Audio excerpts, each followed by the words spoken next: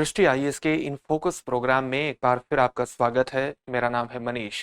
किसी भी संसदीय लोकतंत्र की सफलता इस बात पर भी निर्भर करती है कि उसके राजनीतिक दल कितने पारदर्शी तरीके से फंक्शन करते हैं, उनकी कार्यप्रणाली में कितनी अधिक पारदर्शिता है। जितनी अधिक पारदर्शिता होगी, उतना ही अधिक वो लोगों के हितों के अनुरूप नीतियों का निर्माण करने में सक्षम होंगे। पारदर्शिता का ही एक महत्वपूर्ण अंग ये है कि राजनीतिक दलों को होने वाली फंडिंग की प्रक्रिया की सूचना जनता में भी रहे। लेकिन वर्ष 2018 में चुनावी बॉन्ड की व्यवस्था पर पारदर्शिता को लेकर भारत में कई प्रकार के सवाल खड़े किए गए।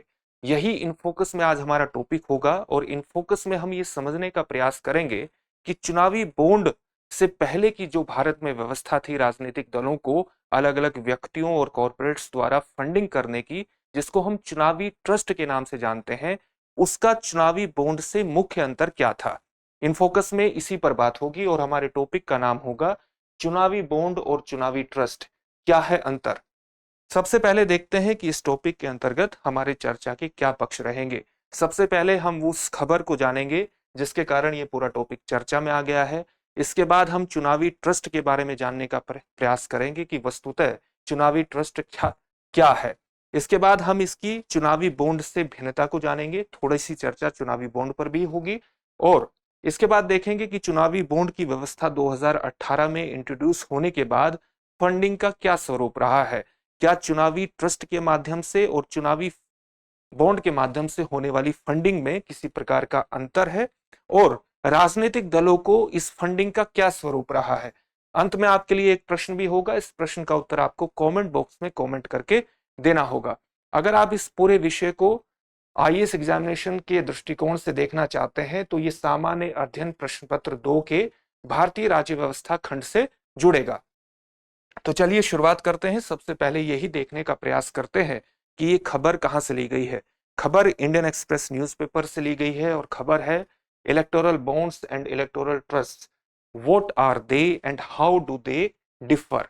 ये क्या है, इलेक्टोरल बॉन्ड क्या है और इलेक्टोरल ट्रस्ट क्या है, ये एक दूसरे से किस प्रकार से भिन्न है।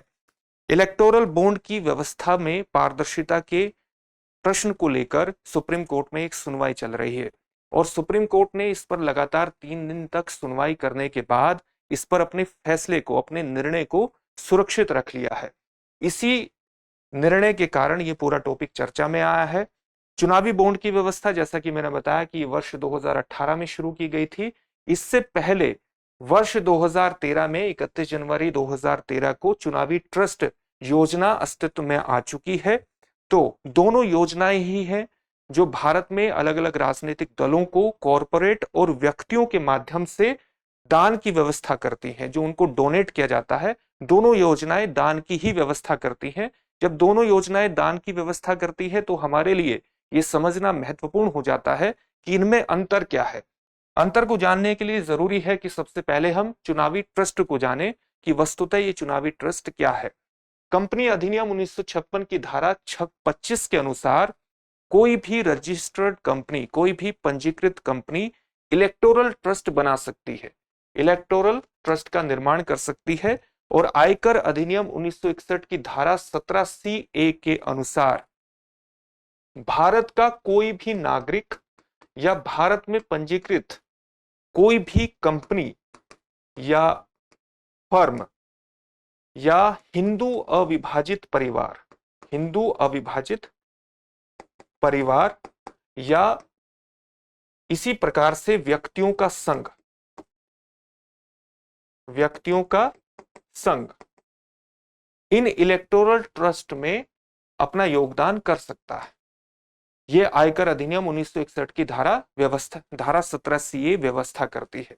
यानी इन इलेक्टोरल ट्रस्ट बनाएगी कोई कंपनी, इन इलेक्टोरल ट्रस्ट में कुछ योगदानकर्ता होंगे और फिर ये इलेक्टोरल ट्रस्ट के माध्यम से अलग अलग राजनीतिक दलों को, राष्ट्रीय या क्षेत्रीय राजनीतिक दलों को फंड मुहैया करा सकते हैं, उनको दान कर सकते हैं, उनको डोनेट कर सकते हैं।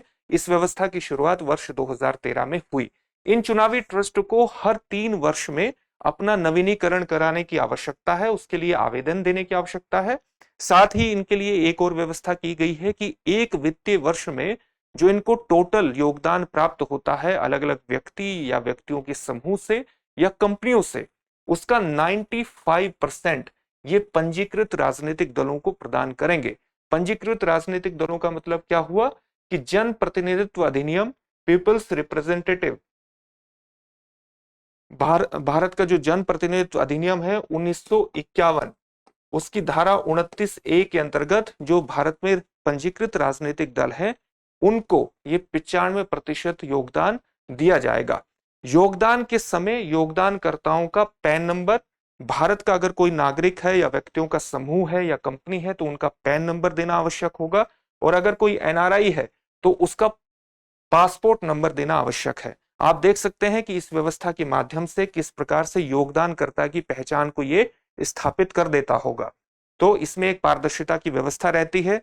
2013 में इस व्यवस्था के आने के बाद और 2021-22 तक जब तक के आंकड़े उपलब्ध हैं, इन इलेक्टोरल ट्रस्ट की संख्या भारत में बढ़ी है और इनकी संख्या 3 से बढ़कर के 17 हो गई है।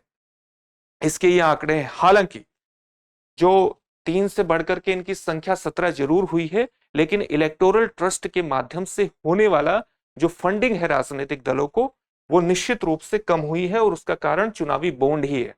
हम इसकी चुनावी बॉन्ड से एक भिन्नता जानने का प्रयास करते हैं। सबसे पहले आप जानते होंगे कि वर्ष 2017 में वित्त अधिनियम के माध्यम से चुनावी बॉन्ड की व्यवस्था लाई गई, जो वर्ष 2018 में लागू हुई। तो चुनावी बॉन्ड की जो स्कीम है वो कब आई? भारत में 2018 से इसकी शुरुआत हुई। ये भी राजनीतिक दलों को कॉरपोरेट और व्यक्तियों के माध्यम से एक योगदान की, एक फंडिंग की व्यवस्था करता है, और ये फंडिंग की व्यवस्था जो करता है अलग अलग चुनावी बॉन्ड के माध्यम से करता है।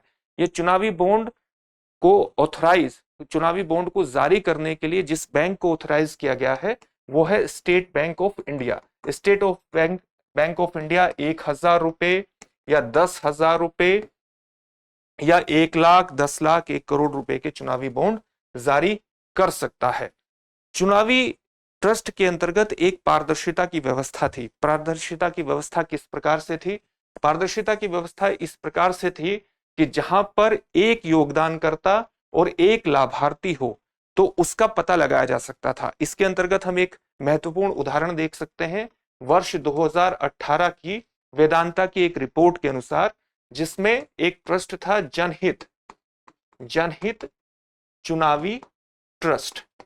इस ट्रस्ट में केवल वेदांता के ने ही डोनेट किया, योगदानकर्ता वेदांता था जिसने 2.5 करोड़ रुपए इसमें डोनेट किया।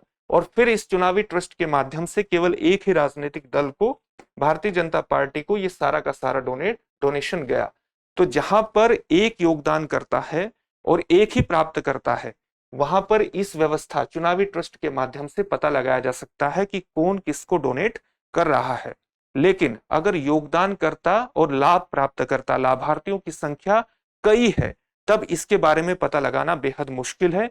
और इसका एक महत्वपूर्ण उदाहरण है प्रूडेंट इलेक्टोरल ट्रस्ट, जिसे 2017 से पहले सत्य इलेक्टोरल ट्रस्ट के नाम से जाना जाता था। इस प्रूडेंट इलेक्टोरल ट्रस्ट में डीएलएफ, जीएमआर और भारती एयरटेल तीनों डोनेट करते हैं। और ये प्रूडेंट इलेक्टोरल ट्रस्ट फिर अलग अलग राष्ट्रीय और क्षेत्रीय राजनीतिक दलों को जो पंजीकृत हैं उन्हें डोनेट करता है।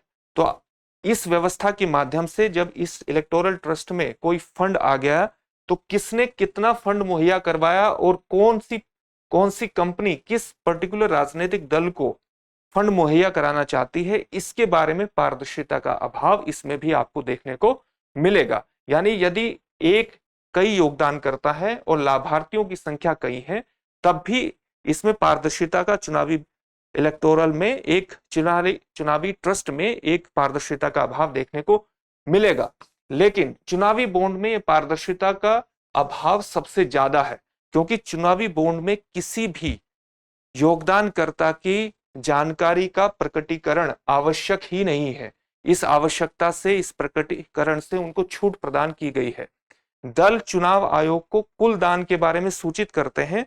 इलेक्टोरल बॉन्ड के माध्यम से किसी राजनीतिक दल को कितनी फंडिंग प्राप्त हो रही है, इसके बारे में वो इलेक्शन कमीशन ऑफ इंडिया को सूचित तो करते हैं, लेकिन उनका दानकर्ता कौन है, योगदानकर्ता कौन है, इसका कोई विवरण ये नहीं प्रदान करता। यानी अनोनिमिटी ऑफ डोनर्स, योगदानकर्ता की एक पहचान जो है वो पूरी तरह से इलेक्टोरल बॉन्ड व्यवस्था के अंतर्गत छुपी हुई है। और इसके अंतर्गत सरकार का तर्क यह है कि ये भले ही इससे पारदर्शिता का थोड़ा सा ह्रास होता हो, लेकिन योगदानकर्ता की अनोनिमिटी को बनाए रखने के लिए जरूरी है, ताकि समाज में उसके प्रति किसी प्रकार का पूर्वाग्रह निर्मित ना हो। अब हम ये भी देखते हैं कि चुनावी बॉन्ड की व्यवस्था 2018 में आने के बाद किस प्रकार से फंडिंग हुई है। चुनावी बॉन्ड की शुरुआत के बाद यानी वर्ष 2008, जब मार्च 2018 में पहली बार एक विंडो खोली गई चुनावी बॉन्ड की, और अक्टूबर 2023 में अंतिम बार ये विंडो खोली गई। तो तब से लेकर के अब तक यानी मार्च 2018 से लेकर अक्टूबर 2023 तक चुनावी बॉन्ड की शुरुआत के बाद से ही राजनीतिक फंडिंग में वृद्धि हुई है और बड़ी मात्रा में डोनेट किया गया है इस इलेक्टोरल बॉन्ड के माध्यम से। इसके कुछ आंकड़ों को ध्यान में रखने का प्रयास करते हैं। वर्ष 2017-18 से वर्ष 2021-22 तक चुनावी बॉन्ड के माध्यम से जो डोनेट किया गया है वो चुनावी ट्रस्ट के माध्यम से डोनेट किए गए फंड का लगभग 5 गुना से भी अधिक का है। इसका आंकड़ा आप देख सकते हैं कि वर्ष 2017-18 से 2021-22 तक चुनावी ट्रस्ट के माध्यम से 1631 करोड़ रुपए डोनेट किए गए हैं, जबकि चुनावी बॉन्ड के माध्यम से 9208 करोड़ रुपए डोनेट किए गए हैं। इस प्रकार से आप देख सकते हैं कि चुनावी ट्रस्ट की पूरी व्यवस्था को चुनावी बॉन्ड ने टेक ओवर इसके अंतर्गत किया है। इसी प्रकार से एक और आंकड़ा प्रस्तुत किया गया है कि मार्च 2018 से अक्टूबर 2023 तक एसबीआई, जो एकमात्र ऑथराइज बैंक है इलेक्टोरल बॉन्ड को जारी करने के लिए, एसबीआई द्वारा 14,000 करोड़ रुपए से अधिक के चुनावी बॉन्ड बेचे गए हैं। ये इस प्रकार का जानकारी है जो बताती है कि किस प्रकार से चुनावी ट्रस्ट के स्थान पर चुनावी बॉन्ड से ही ज्यादातर फंडिंग राजनीतिक दलों को हो रही है। अब किन किन राजनीतिक दलों को ये फंडिंग हो रही है, इसके बारे में भी थोड़ा सा जानने का प्रयास करते हैं। वर्ष 2013-14 से वर्ष 2021-22 का एक आंकड़ा है जो बताता है कि चुनावी ट्रस्ट के माध्यम से जितनी टोटल फंडिंग हुई है उसका लगभग 72% केवल भारतीय जनता पार्टी को हुआ है। इसी प्रकार से चुनावी बॉन्ड के माध्यम से जो टोटल फंडिंग हुई है उसका 57% केवल भारतीय जनता पार्टी को फंडिंग हुआ है। लेकिन चुनावी बॉन्ड से होने वाली जो वास्तविक फंडिंग है, क्योंकि इसकी मात्रा ज्यादा थी इसलिए इसका 57% उसके 72% से कहीं ज्यादा है। यानी वास्तविक कीमत के रूप में चुनावी बॉन्ड के माध्यम से ही भारतीय जनता पार्टी को अधिक फंडिंग हुई है। इसी प्रकार से भारतीय राष्ट्रीय कांग्रेस को वर्ष 2013-14 से 21-22 तक कुल चुनावी ट्रस्ट का 9.7% फंडिंग हुई है और 2018 से 2023 तक चुनावी बॉन्ड का कुल चुनावी बॉन्ड से जो राजनीतिक दलों को फंडिंग हुई है उसका 10% भारतीय राष्ट्रीय कांग्रेस को हुआ है।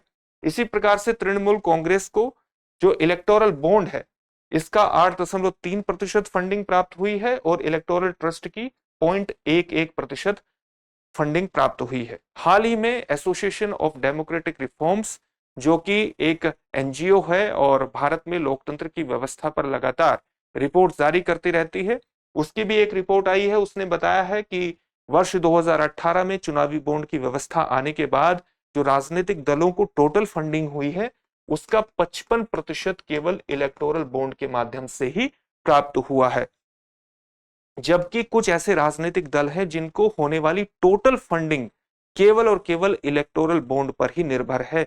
इसके उदाहरण के रूप में वो बीजू जनता दल बीजेडी का उदाहरण देते हैं, जो बताता है कि वर्ष 2021-22 में इस राजनीतिक दल को जितना भी अनुदान प्राप्त हुआ, जितना भी योगदान प्राप्त हुआ, वो सारा का सारा इलेक्टोरल बॉन्ड के माध्यम से ही प्राप्त हुआ।